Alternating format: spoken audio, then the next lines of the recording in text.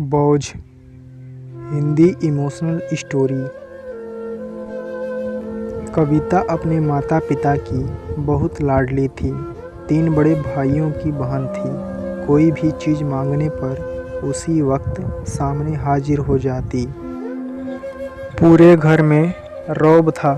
उसका पूरे परिवार और नौकरों पर राजकुमारी की तरह हुक्म चलाती थी कविता। स्कूल में भी पूरा रौब था। उसका बड़े घर की लाडली जो थी वह ऐसे ही उसने कॉलेज में दाखिला लिया। उसके ठाट बाट बड़ी गाड़ी में आना जाना, हर दिन नया फैशन देखकर हर कोई उससे दोस्ती करना चाहता था। थोड़े ही दिनों में उसके बहुत से दोस्त बन गए। पूरे कॉलेज में उसकी अपनी ही एक पहचान थी। इन दिनों उसके घर एक रिश्ता आया। खानदानी लोग थे और पापा की पुरानी जान पहचान थी उनके साथ।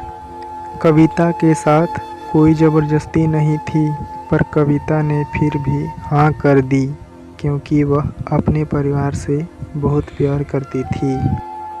वह जानती थी कि वह लोग उसका अच्छा ही सोचेंगे। लड़के का नाम राज था। राज काफ़ी पढ़ा लिखा और समझदार लड़का था। ससुराल वाले भी अच्छे थे। ससुराल में कविता की जगह वैसी ही थी जैसी कि मायके में। कोई भी कार्य कविता की सलाह के बिना नहीं होता था। सबकी लाडली बहू बन गई थी वह। फिर उसके घर एक बेटे का जन्म हुआ। राहुल कविता को जान से प्यारा था। पोता पाकर ससुराल वाले तो फूले नहीं समाते थे। कविता कभी कभी सोचती कि उसकी किस्मत कितनी अच्छी है। उसका हर अपना उसे कितना प्यार करता है। चाहे जीवन में कैसा भी समय आए, मेरे अपने हमेशा मेरे साथ हैं। मैं कभी अकेली नहीं हो सकती। कितनी खुशकिस्मत हूँ मैं। पर शायद कविता की खुशियों को उसकी अपनी ही नज़र लग गई थी। एक दिन वह मायके जाने की जिद कर बैठी। राज को बहुत काम था, लेकिन वह फिर भी उसे ले गया। रास्ते में उनकी गाड़ी अन्य गाड़ी से टकरा गई। कविता, राज और राहुल बहुत बुरी तरीके से जख्मी हो गए। काफ़ी दिनों के इलाज के बाद राज और राहुल तो ठीक हो गए, लेकिन कविता पूरी तरह ठीक ना हो सकी। सर पर चोट लगने के कारण वह अपनी आंखों की रोशनी खो बैठी। अब कविता की किस्मत जैसे उल्टे पांव चलने लगी। मायके वाले कुछ दिनों तक उसे मिलने आते रहे। फिर कभी कभार फ़ोन ही करके पूछ लेते कि अब कैसी हो। धीरे धीरे ये सिलसिला भी कम हो गया। ससुराल वालों की सहानुभूति भी कम होने लगी। घर में किसी को पास बैठने के लिए कहती तो जवाब मिलता, बहुत काम है, अब तुम भी हाथ नहीं बटा सकती। राज भी चिड़चिड़ा हो गया था।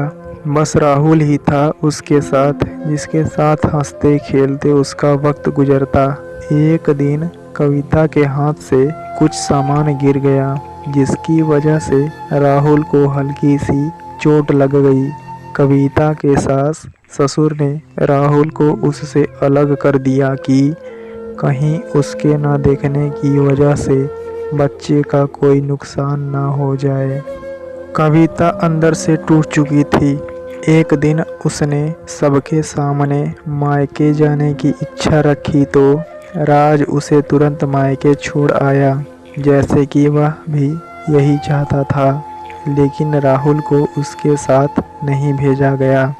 कविता कभी राहुल से दूर नहीं रही थी, पर अपनी कमी के कारण उसने ज़्यादा बहस नहीं की। कविता को लगा कि वह 3-4 दिन वहाँ रहेगी तो थोड़ा हवा पानी बदल जाएगा, क्योंकि वह कितने दिनों से कहीं भी बाहर नहीं गई थी। घर वाले भी इतने दिनों के बाद उसे देखकर कितने खुश होंगे। कविता के घर पहुंचने पर सब लोग बहुत खुश हुए। खाने में सब कुछ कविता की पसंद का ही बना था। उसने अपने मम्मी पापा और भाई भाभीियों से दिल खोलकर बातें की। उनके छोटे छोटे बच्चे भी बुआ के साथ घुल मिल गए थे।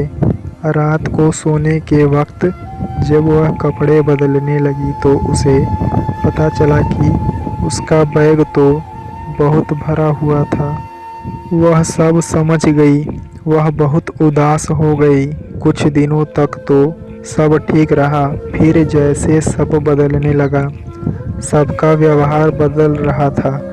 वह लोग जैसे थक चुके थे, उससे सब लोग घुमा फिरा कर पूछने लगे कि राज कब आ रहा है उसे ले जाने।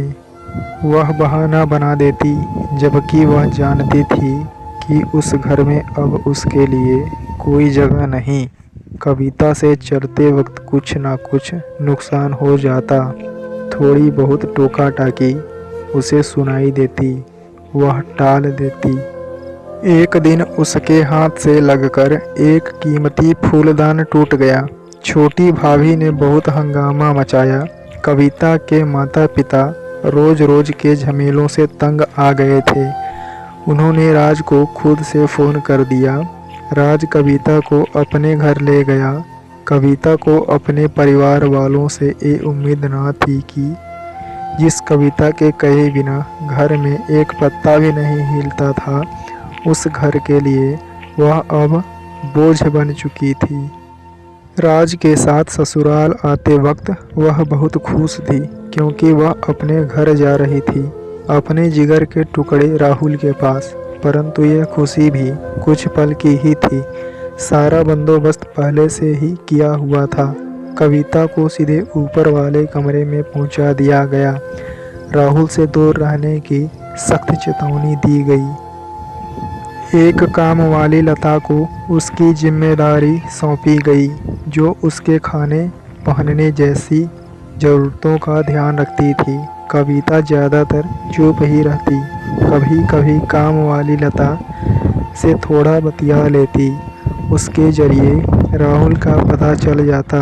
सबकी लाडली बेटी और बहू सबके लिए लाडली से बोझ बन चुकी थी।